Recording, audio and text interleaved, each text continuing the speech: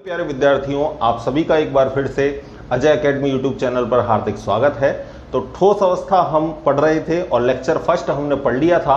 अगर आपने नहीं पढ़ा तो डिस्क्रिप्शन में उसकी लिंक दे दूंगा, आप जाकर वहां से पढ़ सकते हो। ठीक है, आज हम बात कर रहे हैं सेकंड लेक्चर की, और इस सेकंड लेक्चर में हम जो पढ़ेंगे वो पढ़ेंगे क्रिस्टलीय ठोसों का वर्गीकरण। ठीक है, तो सीधा अपन के टॉपिक पर चलते हैं।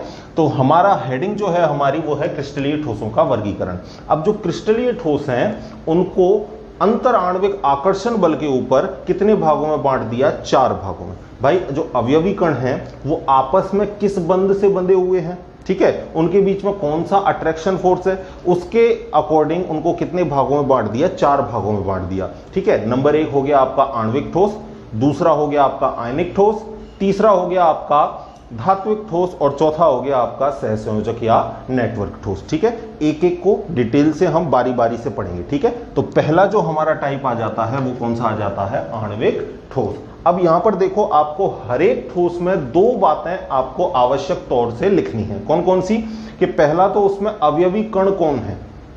भाई अवयवी कण अणु हो सकता है, अवयवी कण आयन हो सकते हैं, परमाणु हो सकता है, ठीक है ना, कुछ भी हो सकता है। तो पहला तो आपको क्या लिखना है कि अवयवी कण का प्रकार क्या है, और दूसरा आपको लिखना है कि उनके बीच में कौन सा आकर्षण बल है, और तीसरी बात जो आपको लिखनी है वो लिखनी है उसके गुण, कि इस प्रकार के ठोस में क्या क्या गुण हो सकते हैं। ठीक है, तो पहला हम देखते हैं पॉइंट, वो है हमारा अवयवी कण। तो नाम से ही क्लियर हो रहा है, अगर आणविक ठोस है तो अवयवी कण कौन होगा?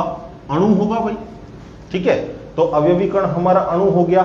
दूसरे नंबर पर आ रहा है हमारा आकर्षण बल। तो आकर्षण बल कौन सा हो सकता है? आकर्षण बल हो सकता है हमारा यहां पर दुर्बल वान डेर वाल आकर्षण बल। ठीक है, कौन सा आकर्षण बल हो सकता है? दुर्बल वान डेर वाल आकर्षण बल होता है। ठीक है, आगे हम बात करें तो इस आणविक ठोस को पुनः कितने भागों में बांट दिया? 3 भागों में। पहला हो गया आपका अध्रुवीय आणविक ठोस, दूसरा हो गया आपका ध्रुवीय आणविक ठोस, और तीसरा आपका हो गया हाइड्रोजन बंध युक्त आणविक ठोस। ठीक है, पहले की बात करते हैं, ध्रुवीय आणविक ठोस। ध्रुवीय आणविक ठोस, अब ध्रुवीय का मतलब या अध्रुवीय का मतलब क्या होता है? तो देखो, पहले ध्रुवीय का मतलब जिसके पॉजिटिव ध्रुव और नेगेटिव ध्रुव साफ साफ अलग अलग बन रहे हो उसको तो आप बोलोगे ध्रुवीय। भाई आवेश का विभाजन अगर बराबर हो रहा हो, अगर आवेश का विभाजन सही प्रकार से हो रहा हो तो एक जगह तो क्या बनेगा? धनात्मक ध्रुव बनेगा, एक जगह ऋणात्मक ध्रुव बनेगा। तो ऐसे अणु को हम क्या बोलेंगे? ध्रुवीय अणु। और अगर आवेश का स्थानांतरण या मैं बोलूं विभाजन नहीं हो रहा तो उसको हम क्या बोलेंगे? अध्रुवीय अणु। ठीक है, वहां पर जो द्विध्रुव आघूर्ण है, जो म्यू का मान है वो कितना होगा? 0। किसमें? अध्रुवीय में। और ध्रुवीय में म्यू का मान 0 नहीं होगा, यानी द्विध्रुव आघूर्ण का मान 0 से कुछ ना कुछ ज्यादा ही आएगा। ठीक है, तो पहली बात करते हैं हम अध्रुवीय आणविक ठोस की। ठीक है, यानी इसके लिए द्विध्रुव आघूर्ण का मान क्या है? 0। ना ही इसमें पॉजिटिव पोल बनेगा, ना ही इसमें नेगेटिव पोल बनेगा। ठीक है, तो यहां पर साफ साफ पता चल रहा है अवयवी कण कौन होगा? अध्रुवीय आणविक ठोस लिया है तो अवयवी कण हमारा कौन सा होगा? अध्रुवीय अणु। ठीक है, और आकर्षण बल जो है, जो आकर्षण बल है यहां पर, वो आकर्षण बल कौन सा होगा? लंदन बल या परिक्षेपण बल। हमने पढ़ भी रखा है कि 2 अध्रुवीय कणों के बीच या 2 अध्रुवीय अणुओं के बीच जो बंध काम करता है वो कौन सा बंध काम करता है? लंदन बल या परिक्षेपण बल काम करता है, जो हमने 11वीं क्लास में वान डेर वाल बल के नाम से हमने पढ़ा हुआ था। ठीक है,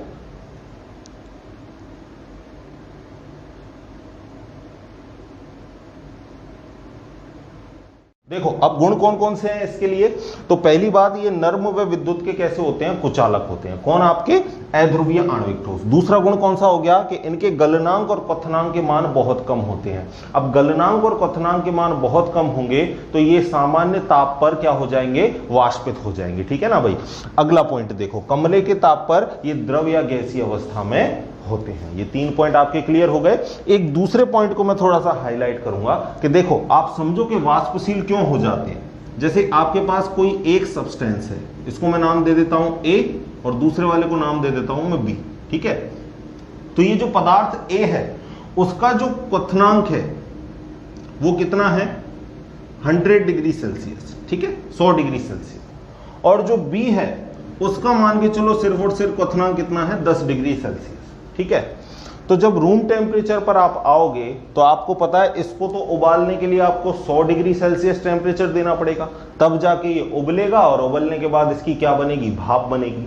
और ये तो 10 डिग्री सेल्सियस पर ही उबल रहा है, ठीक है ना। तो रूम टेम्परेचर हमारा लगभग 25 डिग्री सेल्सियस से ज्यादा ही होता है। तो रूम टेम्परेचर पर तो इसकी पूरी की पूरी क्या बन जाएगी, भाप बन जाएगी। बात आ रही है ना आपको समझ में भाई। इसको तो हमको टेम्परेचर देना पड़ेगा तब जाके ये उबलेगा और उसके बाद इसकी भाप बनेगी। और इसका तो जो क्वथनांक है वो ऑलरेडी बहुत कम है, तो रूम टेम्परेचर हमारा 25 से ऊपर ही होता है, 25 डिग्री सेल्सियस के ऊपर। तो लगभग उस टेम्परेचर पर तो इसकी पूरी की पूरी क्या बन जाएगी, भाप बन जाएगी। और यहां हमने लिख रखा है कि इनके जो क्वथनांक के मान है और गलनांक के मान है वो कैसे होते हैं, बहुत कम। तो बहुत कम होने से सामान्य ताप पर ये कैसे होते हैं, वाष्पशील प्रकृति के होते हैं। बात आ गई आपको समझ में। अब एग्जाम्पल देखो, मोस्ट इसके एग्जाम्पल है, ठीक है। आपसे पूछ लेगा कि इनमें से कोई एग्जाम्पल आपको दे दे और पूछ ले कि ये किस प्रकार का ठोस है, तो आपको आना चाहिए। तो देखो मैं आपको पहचान बता देता हूं। आपने ये देख रखे हैं, अब देखने के बाद आप बोलोगे सर क्या इनको रटना नहीं है, समझ के आपको याद हो जाएंगे। कैसे हो जाएंगे कि अध्रुवीय की पहचान क्या है कि कोई भी एक ही तत्व हो, क्या हो, एक ही तत्व हो, आइडेंटिकल हो, एक ही हो, और वही अगर बार बार आपको दिखे तो वो सारे के सारे क्या होंगे, आपके अध्रुवीय आणविक ठोस। जैसे एक ही तत्व की अगर मैं बात करूं तो सारी अक्रिय गैस हो गई। अक्रिय गैस का मतलब helium, neon, argon, krypton, xenon. अकेली है भाई, अकेली है तो वो किस में आएंगी, अध्रुवीय आणविक ठोस में, ठीक है। या मैंने क्या बोला, एक जैसे ही हो, एक ही तत्व से मिलकर बने अणु हो। तो जैसे H2 हो गया, दोनों हाइड्रोजन के परमाणु हैं, ऑक्सीजन हो गया, N2 हो गया, F2 हो गया, I2 हो गया, Cl2 हो गया, Br2 हो गया, ये सारे के सारे किसमें आ जाएंगे, अध्रुवीय आणविक ठोस में। तो दो पहचान मैंने आपको बता दी कि या तो अकेला आपका तत्व हो या एक ही तत्व से मिलकर बने आपके अणु हो, तो वो किसमें आएंगे, आपके अध्रुवीय आणविक ठोस में। एक पहचान मैं आपको और बताता हूं कि इनके लिए क्या पहचान है सर, ये तो अलग अलग आ रहे हैं, तो इनको हम कैसे याद रखें, इनके लिए भी तरीका है। देखो उस तरीके को मैं आपको यहां लिख देता हूं। देखो पहचान क्या है कि अगर केंद्रीय परमाणु पर कोई एकांकी इलेक्ट्रॉन युग्म ना हो, कोई एकांकी इलेक्ट्रॉन युग्म ना हो, ठीक है, और जुड़ने वाले सारे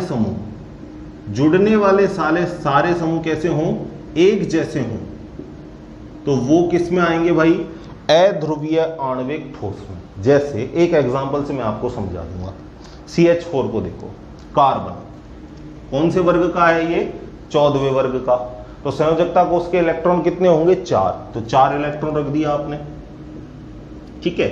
और हाइड्रोजन सारे एक जैसे हैं। मैंने क्या बोला, केंद्रीय परमाणु पर लोन पेयर ना हो, केंद्रीय परमाणु पर जो एकांकी इलेक्ट्रॉन युग्म है वो ना हो, और जुड़ने वाले सारे परमाणु कैसे हों, एक जैसे, तो वो कैसा होगा, अध्रुवीय आणविक ठोस, ठीक है। अब देखो जुड़ने वाले सारे हाइड्रोजन एक जैसे हैं, तो 4 इलेक्ट्रॉन से 4 हाइड्रोजन जुड़ जाएंगे भाई, जुड़ जाएंगे ना। तो कोई एकांकी इलेक्ट्रॉन युग्म बचा क्या, कोई लोन पेयर बचा क्या कार्बन पे, नहीं। और जुड़ने वाले सारे हाइड्रोजन कैसे थे, एक जैसे थे, तो ये किसमें होगा, अध्रुवीय आणविक ठोस में। इसी तरह CCl4 हो जाएगा। इसी तरह एक और को SO3 को आपको क्लियर करवा देता हूं। सल्फर कौन से ग्रुप का है, ये 16वें ग्रुप का। तो 16वें ग्रुप का है तो जो अंतिम अक्षर है वही क्या होता है, संयोजकता को उसके इलेक्ट्रॉन। तो इलेक्ट्रॉन इसके पास कितने होंगे, 6 होंगे सर, 16वें वर्ग का है तो 6 इलेक्ट्रॉन होंगे। ओल्ड स्टाइल से टिपो, आवर्त सारणी में से हमने लिया है, ठीक है ना। और ऑक्सीजन कितने बंध बनाता है भाई, 2 बंध बनाता है। तो 2 इलेक्ट्रॉन से एक ऑक्सीजन जुड़ेगा, यहां 2 इलेक्ट्रॉन से एक जुड़ा, यहां भी 2 इलेक्ट्रॉन से एक जुड़ा, यहां भी 2 इलेक्ट्रॉन से एक जुड़ा। सारे जुड़ने वाले परमाणु एक जैसे ही हैं। सारे जुड़ने वाले परमाणु कौन है, ऑक्सीजन, एक जैसे हैं सारे तीनों के तीनों। तो यहां पे देखो सारे इलेक्ट्रॉन खत्म हो गए, क्या कोई एकांकी इलेक्ट्रॉन युग्म बचा, क्या कोई लोन पेयर बचा, नहीं बचा, सारे के सारे काम में आ गए। और जुड़ने वाले सारे एटम कैसे हैं, एक जैसे हैं। तो ये भी किसका एग्जाम्पल होगा, अध्रुवीय आणविक ठोस का। इसी तरह CO2 को भी देख लो, कार्बन अभी बताया 14वें वर्ग का, तो कितने इलेक्ट्रॉन, 4। ऑक्सीजन कितने बॉन्ड बनाता है, 2। तो सारे इलेक्ट्रॉन काम में आ गए भाई, कोई लोन पेयर नहीं बचा। जुड़ने वाले दोनों ऑक्सीजन कैसे, एक जैसे। तो ये भी किसका एग्जाम्पल होगा, अध्रुवीय आणविक ठोस का। आई थिंक आपको बात समझ में आ चुकी है, आप इसको एक बार लिख लीजिए। जो अगला हमारा ठोस है वो है ध्रुवीय आणविक ठोस। तो जो ध्रुवीय आणविक ठोस है इसमें जो अवयवी कण होंगे वो कौन से होंगे, ध्रुवीय अणु होंगे भाई, ठीक है। और ध्रुवीय अणु का मतलब पॉजिटिव पोल नेगेटिव पोल क्या हो रहा होगा, बन रहा होगा। जैसे मैं HCl की बात करूं तो आपको पता है क्लोरीन की विद्युत ऋणता ज्यादा है, तो क्लोरीन पर तो कैसा आ रहा होगा, आंशिक ऋणावेश। और हाइड्रोजन की विद्युत ऋणता कम है तो हाइड्रोजन पर कैसा आ रहा होगा, आंशिक धनावेश। तो ये क्या बन चुका है, अब ध्रुवीय अणु बन चुका है। तो यहाँ पर जो अवयवी कण होंगे वो कैसे होंगे, ध्रुवीय अणु होंगे। दूसरी बात, जो इनमें अट्रैक्शन फोर्स होगा, जो आकर्षण बल होगा, वो कौन सा होगा, द्विध्रुव आकर्षण बल। कौन सा होगा बच्चों, द्विध्रुव आकर्षण बल। ठीक है, द्विध्रुव का मतलब जिसमें दोनों ध्रुव हो, पॉजिटिव ध्रुव भी और नेगेटिव ध्रुव भी। तो यहां आपको दिख रहा है पॉजिटिव ध्रुव भी और नेगेटिव ध्रुव भी है। और इसी तरीके का एक मैं HCl और ले लूं तो यहां भी क्या पॉजिटिव ध्रुव आ जाएगा, यहां भी नेगेटिव। तो यहां इसके माइनस और इसके प्लस में, इसके Cl माइनस और इसके H प्लस में जो अट्रैक्शन फोर्स होगा, जो आकर्षण बल होगा, उसी को हम क्या बोलेंगे, ध्रुवीय या सॉरी द्विध्रुव आकर्षण बल। आगे बात आपको समझ में। अगला इसके हम गुण देख लेते हैं। ठीक है, तो ये ठोस भी कैसे होते हैं, मुलायम होते हैं और विद्युत के कुचालक होते हैं। ठीक है, दूसरी बात, इनके गलनांक अध्रुवीय ठोसों से कैसे होते हैं, अधिक होते हैं। अध्रुवीय से इनके गलनांक कैसे होंगे, ज्यादा होंगे। ठीक है, ये प्राय कमरे के ताप पर द्रव या गैस प्रावस्था में पाए जाते हैं, क्योंकि गलनांक के मान कम है तो इस वजह से ये द्रव या गैसीय प्रावस्था में पाए जाएंगे। ठीक है, आगे देखो, उदाहरण हो गया HCl, HBr, HI, SO2, CaCl3 etcetera. ठीक है, HF मत रखना, याद रहे यहां पर HF नहीं रखना है। HF किस में आएगा, आगे वाले हाइड्रोजन बंध युक्त में। बाकी HCl रख सकते हो आप, HBr रख सकते हो, HI रख सकते हो। और वहां पर मैंने जो आपको अध्रुवीय पहचानने के लिए बताया था जो फॉर्मूला, अगर उस फॉर्मूले में कोई चीज फिट ना हो तो वो किसका हो जाएगा, ध्रुवीय का। जैसे मैंने वहां पर क्या बताया था, लोन पेयर नहीं बचना चाहिए। दूसरी कहानी क्या बताई थी, जुड़ने वाले समूह एक जैसे होने चाहिए। तो यहां देखो लोन पेयर तो नहीं बच रहा कार्बन पर, लोन पेयर तो नहीं बच रहा, सारे के सारे अलग ही हैं, सारे के सारे क्या हो रहे हैं, सेटिस्फाई हो रहे हैं, बॉन्ड बना रहे हैं। लेकिन जुड़ने वाले समूह तो एक जैसे नहीं है। अरे हाइड्रोजन अलग आ गया ना, 3 तो क्लोरीन आ रहे हैं, लेकिन जुड़ने वाला अलग हो गया, तो ये अध्रुवीय नहीं होगा, ये कैसा होगा, ध्रुवीय होगा। दूसरी कहानी मैंने आपको क्या बताई थी कि लोन पेयर भी नहीं होना चाहिए।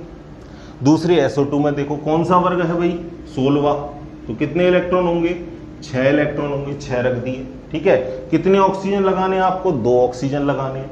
तो ऑक्सीजन डबल बॉन्ड बनाता है, ये लो 2 ऑक्सीजन लगा दिए। एक लोन पेयर बच गया क्या, अरे बच गया एक लोन पेयर। तो लोन पेयर बचता है तो वो कैसा होगा, ध्रुवीय आणविक ठोस। और अगर लोन पेयर नहीं बचता, जुड़ने वाले सारे समूह एक जैसे होते हैं, तो वो किसका होगा, एग्जाम्पल अध्रुवीय का। ठीक है, बात आपको समझ में आ चुकी है। अगला देखो, हाइड्रोजन बंध युक्त आणविक ठोस। अब हाइड्रोजन बंध की परिभाषा क्या है कि हाइड्रोजन परमाणु तथा उच्च विद्युत ऋणी तत्व जैसे फ्लोरीन हो गया, ऑक्सीजन हो गया, नाइट्रोजन हो गया, जिसको हम शॉर्ट में क्या बोल देते हैं, फोन। हाइड्रोजन और फोन के बीच में जो पार्शियल, जो दुर्बल आकर्षण बल उपस्थित होता है, उसे ही हम क्या बोलते हैं, हाइड्रोजन बंध। तो यहां अवयवी कण कौन कौन से होंगे, हाइड्रोजन तथा किसके बीच में बंध, फ्लोरीन के बीच में हो सकता है, ऑक्सीजन के बीच में हो सकता है, या नाइट्रोजन के बीच में हो सकता है। तो फ्लोरीन या फोन के बीच में FON युक्त अणु, अगर इस टाइप का कोई अणु है तो वो अवयवी कण होगा किसका, हाइड्रोजन बंध युक्त आणविक ठोस होगा।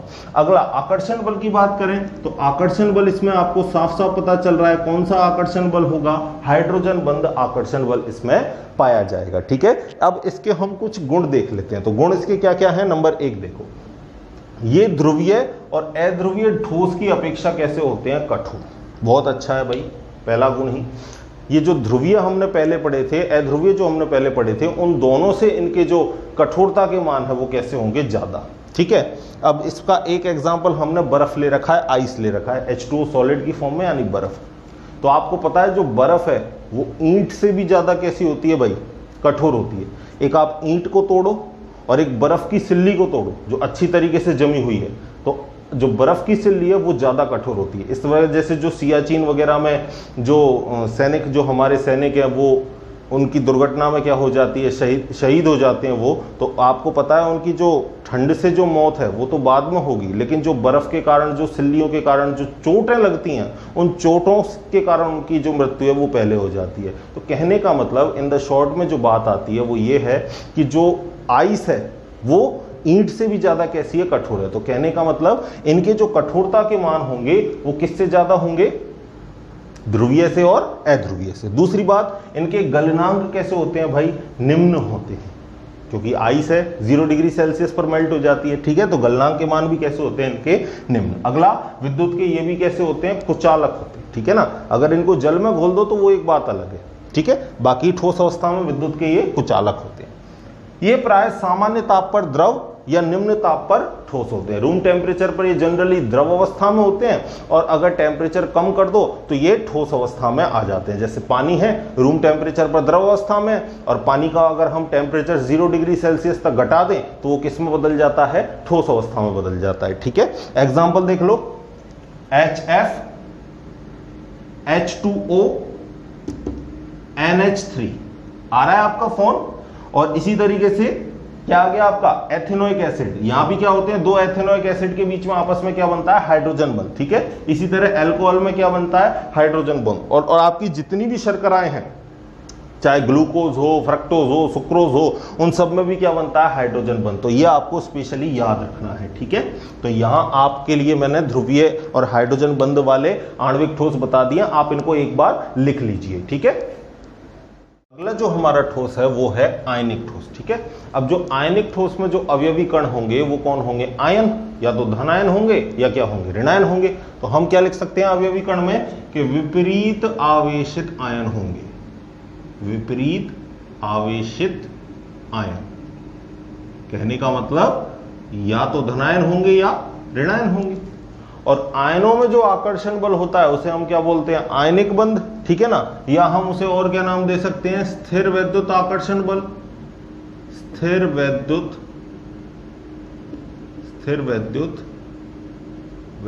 आकर्षण बल, या और क्या नाम दे सकते हैं, दूसरा नाम इसको हम दे सकते हैं कूलाम्बिक फोर्स, कूलामी बल, या और क्या बोल सकते हैं हम इसको, आयनिक बंध। या उनके बीच में कौन सा बंध होगा, आयनिक बंध, ठीक है। तो इन तीनों में से भी आप किसी एक का नाम लिख दो, आंसर सही है आपका, ठीक है। अब इनके गुण देख लेते हैं, क्या गुण होंगे इनमें, कि जो आयनिक ठोस होते हैं वो कैसे होते हैं, कठोर होते हैं। और कठोर होने के साथ साथ ये भंगुर प्रकृति के होते हैं। भंगुर का मतलब खस्ता, जैसे आप अगर इन पर चोट मारोगे ना तो ये टूट कर बिखर जाएंगे, ठीक है। खस्ता, भंगुर का मतलब क्या होता है, खस्ता। इंग्लिश में इसको बोलते हैं ब्रिटल, ठीक है। अगली प्रॉपर्टी देखते हैं, अगला प्रॉपर्टी क्या है, अगली प्रॉपर्टी जो है इनके बॉइलिंग पॉइंट और इनके जो मेल्टिंग पॉइंट है, क्वथनांक और जो गलनांक के मान है वो कैसे होते हैं, उच्च होते हैं। याद रहे वहां पर सारे निम्न थे, अब इनके जो मान आ गए वो कैसे हो गए, उच्च हो गए। अगली कंडीशन कि ये ध्रुवीय विलायकों में विलयशील होते हैं, ठीक है। अब जैसा जैसे को घोलता है, अगर ध्रुवीय यौगिक है तो वो ध्रुवीय विलायक में घुलेगा, और अगर अध्रुवीय यौगिक है तो वो अध्रुवीय विलायक में घुलेगा। ध्रुवीय विलायक का मतलब जिसमें प्लस माइनस बन रहा हो, जैसे पानी में क्या है भाई, H प्लस है और क्या है, OH माइनस है। तो पानी कैसा विलायक है, ध्रुवीय विलायक है। तो इसमें आराम से क्या घुल जाएगा, NaCl। क्यों, क्योंकि Na भी कैसा, NaCl भी कैसा है, आयनिक है, इसमें भी पॉजिटिव नेगेटिव बनते हैं। तो समान को क्या कर देता है, घोल देता है। इस वजह से हम कह सकते हैं कि जो आयनिक यौगिक हैं वो ध्रुवीय विलायकों में कैसे होते हैं, विलयशील, जबकि अध्रुवीय विलायकों में कैसे होंगे, अविलयशील होंगे, ठीक है। अगला देखो, ठोस प्रावस्था में तो विद्युत के कुचालक, परंतु जलीय या संगलित प्रावस्था में ये कैसे होते हैं, विद्युत के सुचालक। अब देखो बात समझो, जैसे आपके पास नमक की बोरी है, तो नमक की बोरी में आप करंट लगाओ, क्या करंट पास होगा, नहीं होगा, ठीक है। अब आप उस नमक को किसमें घोल दो, थोड़े से पानी में, अब क्या करंट पास होगा, बहुत अच्छे से पास होगा, ठीक है। बात आ रही है ना समझ में आपको। तो कहने का मतलब जब ये ठोस प्रावस्था में था नमक, तब ये कैसे थे, विद्युत के कुचालक। लेकिन जैसे ही हमने नमक को किसमें घोल दिया, पानी में, ये विद्युत का बहुत ही अच्छा कैसा हो चुका है, सुचालक हो चुका है। तो हम कहेंगे कि जलीय विलयन या गलित अवस्था में ये विद्युत के कैसे होते हैं, सुचालक होते हैं। एक बार क्वेश्चन और पूछा था एग्जाम में कि उस ठोस का नाम दीजिए जो ठोस अवस्था में तो कैसा होता है विद्युत का कुचालक, परंतु जलीय या संगलित अवस्था में विद्युत का कैसा होता है, सुचालक। तो ऐसा ठोस कौन सा है, आयनिक ठोस। अगली प्रॉपर्टी देखते हैं। एक प्रॉपर्टी में आपको और बता दूं कि ये क्रिस्टल जालक का निर्माण करते हैं। ये किसका निर्माण करते हैं, क्रिस्टल जालक का निर्माण करते हैं। एग्जाम्पल देखते हैं। एग्जाम्पल NaCl हो गया, KCl हो गया, MgO हो गया, MgCl2, ZnS, CaF2, KNO3 हो गया, Al2SO4 का होल्ट्राइड, CuSO4, LiF हो गया। ठीक है, आप इन एग्जाम्पल में एक बात कॉमन देख रहे हो कि धातु और उच्च विद्युत ऋणी तत्व के बीच में क्या बन रहा है, बंध बन रहा है। ठीक है, तभी क्या बंध होगा, वो आयनिक बंध होगा। ठीक है, जनरली S ब्लॉक के आएंगे, कुछ D ब्लॉक के भी आपके धातु हो सकते हैं, कुछ P ब्लॉक के भी आपके मेटल्स हो सकते हैं। ठीक है, मैं आपको एक तरीका बताता हूं जिससे आप आसानी से समझ जाओगे कि कौन सा आयनिक कंपाउंड होगा या नहीं होगा। ठीक है, देखो, अगर दो परमाणुओं की विद्युत ऋणता का अंतर 1.7 के बराबर है तो उसमें 50% तो सहसंयोजक लक्षण हो सकते हैं, 50% उसमें आयनिक लक्षण हो सकते हैं। अगर विद्युत ऋणता का अंतर 1.7 से ज्यादा है तो उसमें कौन से लक्षण होंगे, उसमें आयनिक लक्षण ज्यादा होंगे। और अगर विद्युत ऋणता का अंतर, दो परमाणुओं की विद्युत ऋणता का अंतर अगर 1.7 से कम है तो उसमें कौन से लक्षण ज्यादा होंगे, सहसंयोजी लक्षण ज्यादा होंगे। बात आ गई आपको समझ में। तो और मैं आपको सिंपलेस्ट करके बता दूं तो मेटल या उच्च विद्युत ऋणी तत्वों में जो अंतर होगा, जो विद्युत ऋणता में अंतर होगा, वो किस में आएगा, आयनिक ठोसों में आएगा। ठीक है, देखो अब आगे की बात करते हैं। अब आप इनका स्क्रीनशॉट ले लो, चाहो तो आप लिख सकते हो, फिर हम इसको आगे कंटिन्यूअस करते हैं। अगला ठोस है हमारा बच्चों धात्विक ठोस। ठीक है, अब धात्विक ठोस में आपको पता चल रहा है कि जो अवयवी कण है वो कौन होंगे, धातु परमाणु। भाई नाम से ही क्लियर हो रहा है, धातु परमाणु। और अगर अवयवी कण धातु परमाणु है तो आकर्षण बल कौन सा होगा, धात्विक बंध होगा। तो आप आकर्षण बल में लिख सकते हो धात्विक बंध। आपको ये दोनों चीजें नाम से ही क्लैरिफाई हो रही हैं। ठीक है, आगे देखो। अब इनके गुण, धातुओं के जो गुण होंगे वो क्या क्या होते हैं, देखो। सबसे पहला गुण, धातु आपका कैसा होता है, कठोर होता है, साथ के साथ दृढ़ होता है। ठीक है, दूसरी कंडीशन कि चाहे ये ठोस अवस्था में हो चाहे ये संगलित अवस्था में हो, दोनों ही कंडीशन में ये विद्युत धारा का क्या करते हैं, चालन, यानी दोनों ही कंडीशन में विद्युत के अच्छे सुचालक होते हैं। आपसे क्वेश्चन पूछ ले, उस ठोस का नाम बताइए जो ठोस व संगलित दोनों अवस्था में ही विद्युत धारा का चालन करता है, तो आपका आंसर क्या होगा, धात्विक ठोस। ठीक है, अगली प्रॉपर्टी देखते हैं। धातु क्या होते हैं, धनायनों। धनायनों कर्नेल का व्यवस्थित समूह है जो चारों ओर से मुक्त इलेक्ट्रॉनों के समुद्र से घिरा होता है। पॉइंट को अच्छे से ध्यान से समझना। क्या बोला हमने, कर्नेल। एक नया वर्ड यहां पर सामने आया है, कर्नेल। कर्नेल किसको बोलते हैं, जब धातु आयन, जब धातु परमाणु अपने समस्त संयोजी इलेक्ट्रॉनों को त्याग देता है तो जब वो जो धनायन बनता है उस धनायन को ही हम क्या बोलते हैं, कर्नेल। क्या बोला मैंने, एक बार दोबारा सुनो। जब धातु आयन अपने समस्त सहसंयोजी इलेक्ट्रॉनों को क्या कर दे, निष्कासित कर दे, तो जो धनायन शेष रहता है उसे ही हम क्या बोलते हैं, कर्नेल। तो यहां पर जो कर्नेल है वो व्यवस्थित समूह में, व्यवस्थित रूप में रहता है, किसके चारों ओर, इलेक्ट्रॉनों के चारों। यानी कहने का मतलब इलेक्ट्रॉनों का समुद्र हो और उसमें क्या गिरा दिए हो आपने, व्यवस्थित तौर पर क्या गिरा दिए हो, धातु आयन गिरा दिए हो, उसको अपन बोलते हैं क्या, धात्विक ठोस। जैसे मैं आपको संरचना बना के बताऊं तो ये धातु ने अपने सारे इलेक्ट्रॉन दे दिए तो ये क्या बना लेगा, धनावेश बना लेगा भाई। और क्या बोला हमने कि इलेक्ट्रॉनों के समुद्र में डूबे हुए हैं, चारों तरफ से किससे घिरे हुए हैं, इलेक्ट्रॉनों से। और इलेक्ट्रॉनों को हम इस रेड मार्कर से दिखा देते हैं। ये चारों तरफ क्या है इनके, इलेक्ट्रॉन। किससे घिरे हुए हैं भाई, इलेक्ट्रॉनों के समुद्र से घिरे हुए। कहने का मतलब जो पॉजिटिव चार्ज है वो चारों बगल से इलेक्ट्रॉनों के द्वारा घिरा हुआ है। इसको हम क्या कह सकते हैं, इलेक्ट्रॉनों का समुद्र। ठीक है, समझ गए। कुछ इस तरीके की आपकी धात्विक ठोस की संरचना होती है। अगला पॉइंट देखते हैं, गतिशील इलेक्ट्रॉन के कारण, ये इलेक्ट्रॉन कैसे हैं, मुक्त इलेक्ट्रॉन है, गतिशील इलेक्ट्रॉन है, तो इन गतिशील इलेक्ट्रॉन के कारण ही एक तो विद्युत धारा के ये क्या होते हैं, सुचालक होते हैं। दूसरा, इन गतिशील इलेक्ट्रॉन के कारण ही ये क्या होते हैं, इनके ऊपर एक धात्विक चमक पाई जाती है। भाई सोने में गोल्डन है ना, चांदी में सिल्वर कलर मिलता है ना, आपको चमक मिलती है, तो ये चमक किस वजह से होती है, इन गतिशील इलेक्ट्रॉनों के कारण ही। ये गतिशील इलेक्ट्रॉन ही क्या करते हैं, प्रकाश का अवशोषण करते हैं, और अवशोषण करके क्या पैदा करते हैं, चमक पैदा करते हैं। ठीक है, अगली बात, ये आघातवर्तनीय होते हैं, वे इनमें कौन सा गुण पाया जाता है, तन्यता का गुण पाया जाता है। इसका मतलब, तन्यता का मतलब क्या है कि इनके हम खींच के क्या बना सकते हैं, तार बना सकते हैं। जैसे कॉपर के तार हो गए, चांदी के तार हो गए, सोने के तार हो गए, प्लैटिनम का तार हो गया। ठीक है, तो तन्यता का मतलब क्या है कि इनको हम खींचकर हम इनके तार बना सकते हैं। एग्जाम्पल कौन कौन से हो गए, सभी धातुएं हो गई, जैसे कॉपर हो गया, सिल्वर हो गया, सोना हो गया, आयरन, प्लैटिनम, एल्यूमिनियम एटसेट्रा। ठीक है, तो आप इसको एक बार लिख लीजिए। अगला जो लास्ट वाला हमारा बचा है वो है नंबर 4, सहसंयोजी ठोस, या जिसको हमने क्या बोला था, नेटवर्क सॉलिड। ठीक है, अब देखो इसमें जो अवयवीकरण होगा वो कौन होगा, अधातु परमाणु। कौन होगा बच्चों, अधातु परमाणु। ठीक है, ये सबसे आसानी से क्या बनाते हैं, सहसंयोजक लक्षण, सहसंयोजक बंध बनाते हैं। इस वजह से अधातु परमाणु क्या होंगे, अवयवीकरण होंगे। दूसरी बात, जो आकर्षण बल होगा वो सीधा सीधा पता चल रहा है, कौन सा आकर्षण बल होगा, सहसंयोजक बंध, कोवेलेंट बॉन्ड, सहसंयोजक बंध। ठीक है, इनके गुणधर्म देखते हैं।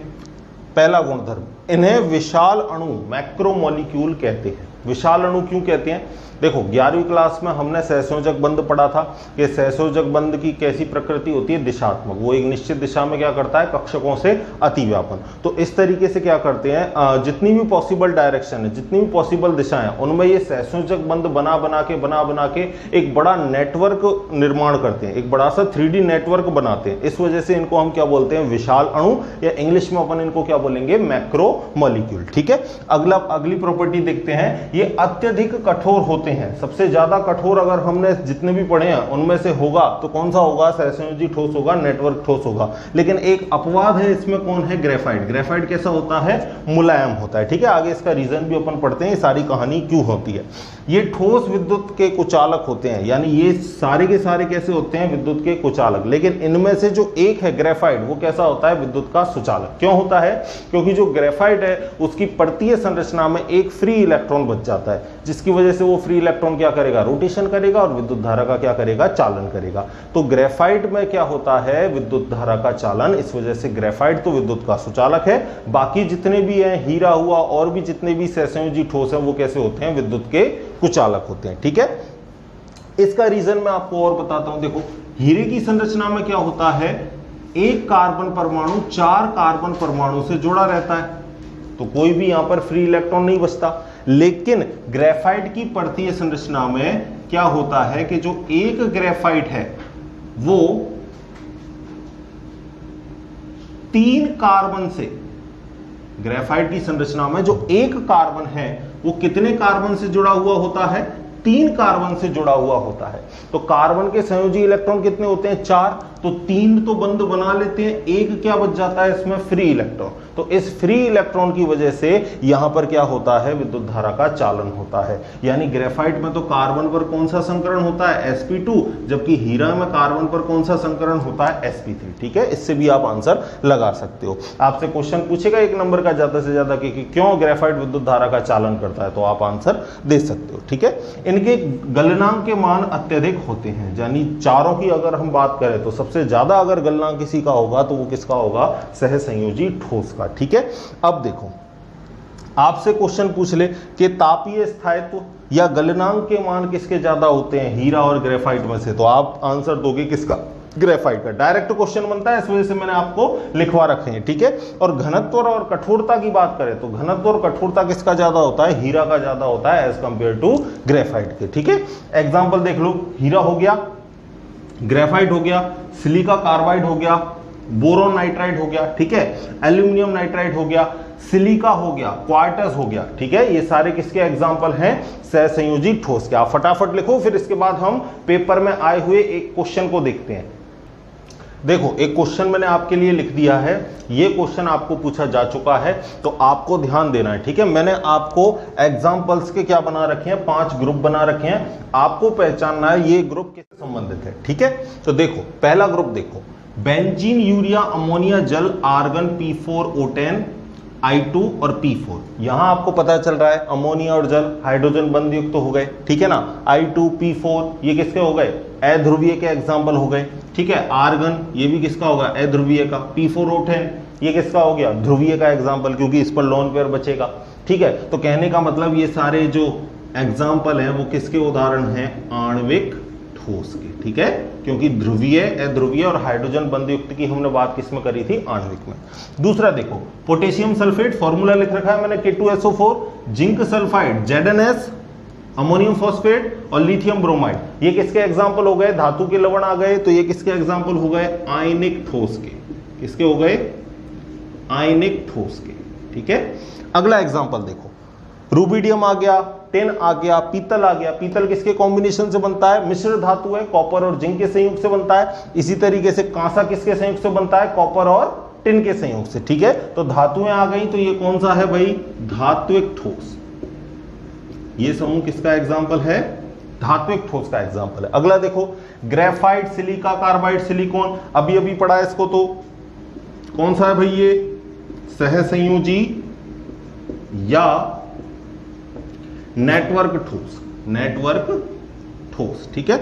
अगला देखो, प्लास्टिक और रबड़, ये किसका एग्जाम्पल है, अक्रिस्टलीय ठोस का। किसका है भाई, अक्रिस्टलीय ठोस, ठीक है। तो यहां हमने क्रिस्टलीय ठोस का वर्गीकरण बिल्कुल बहुत अच्छे से पढ़ लिया है। आई थिंक आपको समझ में आया होगा। और अगर आपको कहीं भी कोई दिक्कत है तो एक बार आप फिर से लेक्चर को देखिए, आपको सारी चीजें समझ में आएंगी।